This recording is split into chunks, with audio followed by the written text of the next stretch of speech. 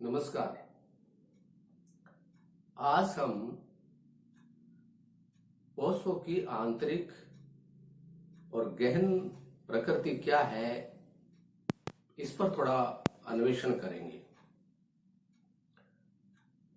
ओशो के बारे में ज्यादातर लोग परिचित हैं,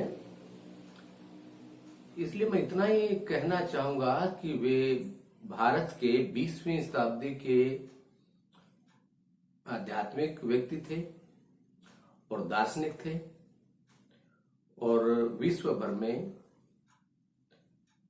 अति चर्चित और विवादित रहे हैं। तो आंतरिक और गहन प्रकृति क्या है, यह शब्द मैंने प्रयोग किया है। ऊपरी तौर पर तो सभी परिचित ही हैं, सोशल मीडिया पर भी हम देखते हैं और सब जगह उनके बहुत से शिष्य हैं, तो उनके बारे में बहुत कुछ वो लिखते रहते हैं, उनका महिमा मंडन करते रहते हैं। कहते हैं कि सारे जो बुद्ध पुरुष हैं अब तक के, वो उनमें मौजूद हैं और बहुत तरह की बातें हैं, वो सारा उसका यहाँ हम जिक्र नहीं करेंगे। मैं यहां जो निवेदन करना चाहता हूं वह बिल्कुल अलग बात है और जो बहुत गहरे से सजगता में मेरे अवलोकन में जो बात आई है वो मैं निवेदन करना चाहता हूं, जिसके बारे में पिछले सालों में बहुत ढंग से मैंने लोगों को ध्यान भी दिलाया। वो इस तरफ ध्यान देने को उत्सुक और तैयार नहीं है। क्या है वो तत्व? संक्षेप में बात करते हैं कि ये मामला सिर्फ ऐसा नहीं है कि उनकी किताबों से असर पड़ता है या उनके आश्रमों के और उनके जो शिष्य लोगों के जो प्रयास है उन तक ही, उनके जरिए ही वो बात आगे पहुंचती है और उसके अलावा और कोई बात नहीं पहुंचती। नहीं, ऐसी बात नहीं है। मेरे अवलोकन में जो बहुत स्पष्ट ढंग से और बार बार जो तथ्य आया है वो ये आया है कि ओशो एक ऐसा तत्व है जो सत्य की जो जीवन ऊर्जा है उससे अलग है। ऐसी जीवन ऊर्जा जिसको हम सत्य कहते हैं और जो मनुष्य की जो निष्पक्ष सजगता है, जिसमें उसके भीतर खालीपन होता है, उसमें जो प्रवेश करती है, बहुत मुक्त और जो स्वतंत्र किस्म की होती है, उससे बिल्कुल अलग प्रकृति है ओशो की। पहली बात। और दूसरी बात, वह सिर्फ एक ऐसा नहीं कि मनोवैज्ञानिक ट्रिक जैसी बात है या सम्मोहन जैसी बात है। किसी भी आदमी की मृत्यु के बाद इस ढंग से सम्मोहन चलना आमतौर से संभव नहीं होता, उससे अलग और गहरी बात है। तो ओशो का जो तत्व है वो एक ऐसा अशरीरी तत्व है जो मृत्यु के बाद भी लोगों से संपर्क करता है। ये शिविर आयोजित करवाना और सन्यासी बनाना और ये सारा जो चल रहा है वो, और इस बात की जो पुष्टि है वो जीवन काल में उनके द्वारा जो वक्तव्य दिए गए थे उनको अगर ठीक ढंग से देखो तो बहुत जगह उन्होंने साफ कहा है कि मैं मरने के बाद में भी मेरे सन्यासियों को छोड़ने वाला नहीं है और मेरा सन्यास जो है पूरी पृथ्वी पर फैला देना है वगैरह, ऐसे इस तरह की बहुत सारी बातें हैं। तो ऐसा नहीं कि उनकी किताबों के कारण और शिष्यों के प्रयासों के कारण वो चीज नहीं, ये तत्व जो है ये खुद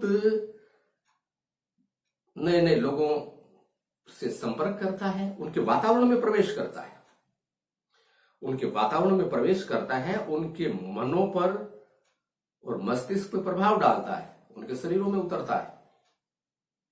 और जब मन में और मस्तिष्क में यह तत्व है, ओशो तत्व जब संपर्क करता है तो एक जैसे अलग सी मादकता छाती है और उसके अंदर एक अलग तरह का लालच पैदा होता है कि हमें किसी अज्ञात सत्य को पाना है और उस सत्य को पाए बिना मरना नहीं। उनकी बहुत सारी बातें जो उनके शिष्य लोग जो दिन भर उनकी सीडीज वगैरह सुनते रहते हैं, वो सब अंदर एक ये रहता है कि आगे से आगे बढ़ते चलो और सत्य को पाने से पहले मरना नहीं है। और उसके अंदर यह जो तत्व है ये आदमी के अंदर उतरता चला जाता है।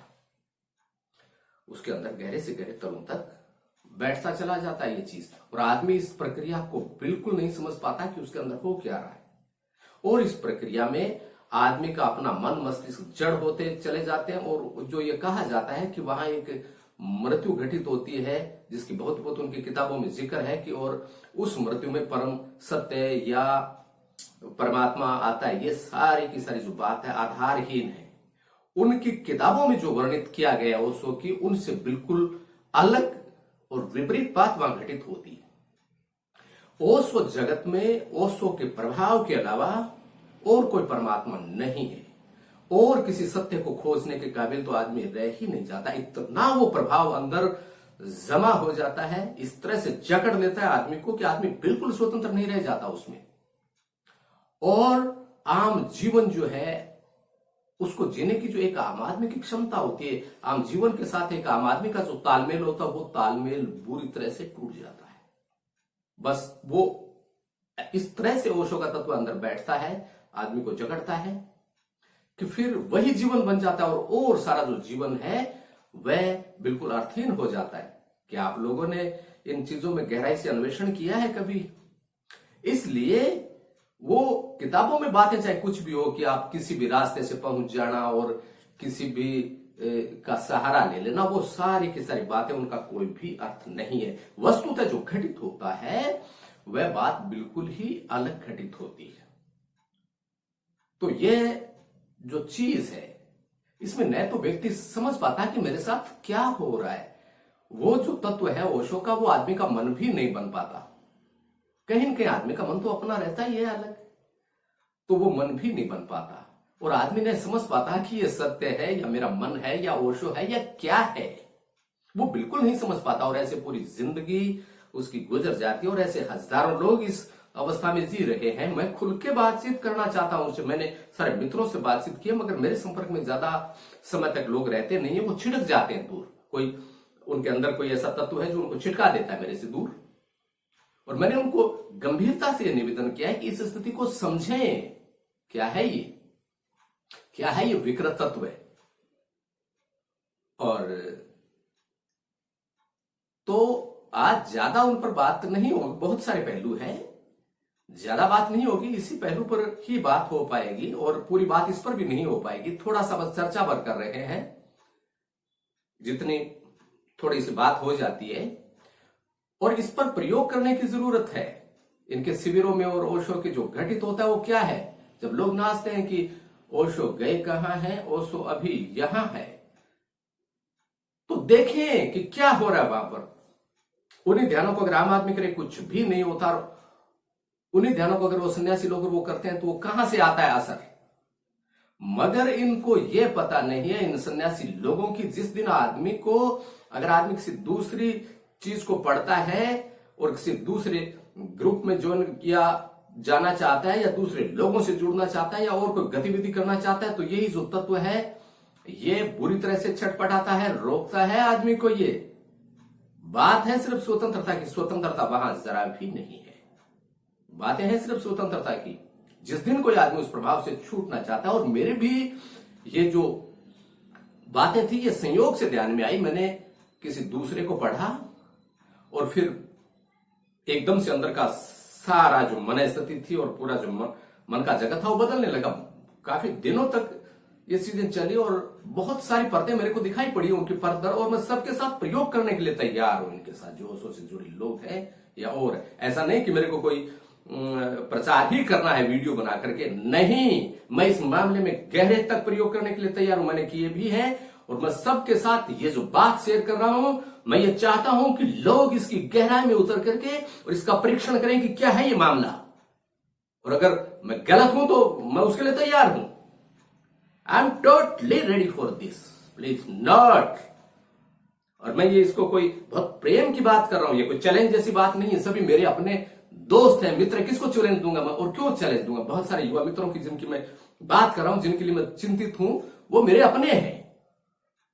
मुझे क्या मिलेगा अगर गलत बात करके और किसी के बारे में कुछ प्रचार करूंगा, उससे क्या मिलने वाला है मेरे को? नहीं, ऐसी जरा भी मनसा नहीं है मेरी। मगर मैं ये निवेदन जरूर करना चाहूंगा कि इसको देखें आप।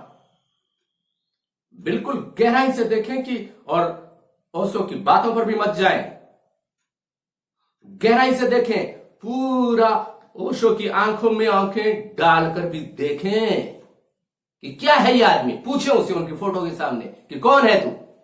हिम्मत नहीं होती क्या हम लोगों की? अगर हम लोग सत्य की खोजी हैं तो हम किसी से भी प्रश्न पूछ सकते हैं, भगवान से भी प्रश्न पूछ सकते हैं। अगर भगवान भी हमारी अनुमति के बिना अगर हमारे अंदर उतरे तो हम पूछ सकते हैं कि आप रुकिए, अभी कह सकते हैं हम रुकिए, अभी हमारा मन नहीं है।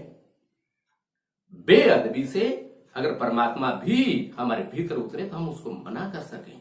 आत्मा में बल चाहिए, साहस चाहिए। आदमी में जो सत्य की बात करता है, जो सत्य को खोजने की बात करता है, उसमें आत्मा में बड़ा साहस चाहिए, बल चाहिए, जो संदेह खड़ा कर सके, जो सवाल खड़ा कर सके। वो जो जिसको हम चाहे भगवान समझते रहो, उससे भी हम प्रश्न पूछ सकें कि महाशय, आपके बारे में आपका कोई शिष्य जो है वो ऐसी बात कर रहा है, क्या है आपकी हकीकत? आप पूछ सकते हैं क्या? उसको की फोटो में देख करके उनकी आंखों में आंखें डाल करके पूछ सकते हैं कि आपका जो शिष्य है एक महर सिंह, वो ये बात कह रहा है, आपकी हकीकत क्या है? आप सत्य हैं या कोई ऐसी आत्मा है या क्या है? और मैं इसमें प्रयोग के लिए तैयार हूं। ऐसा नहीं कि युवा लोग जो है वो हजारों इन के जाल में फंसते रहे और मैं चुपचाप बैठा रहूंगा, ऐसी बात है नहीं।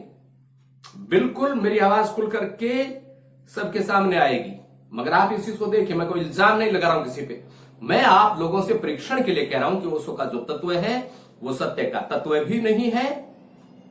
जो मुक्त होता है, जो मुक्त और स्वतंत्रता में प्रवेश करता है, और साधारण तत्व भी नहीं है। इसको देखिए और गहनता से परीक्षण कीजिए। सत्य का मतलब यही होता है किसी भी चीज की वास्तविक, आखिरी और उसकी परम जो गहराई है, उसकी जो वास्तविकता है, उसको सही सही रूप में देखना, यह है सत्य।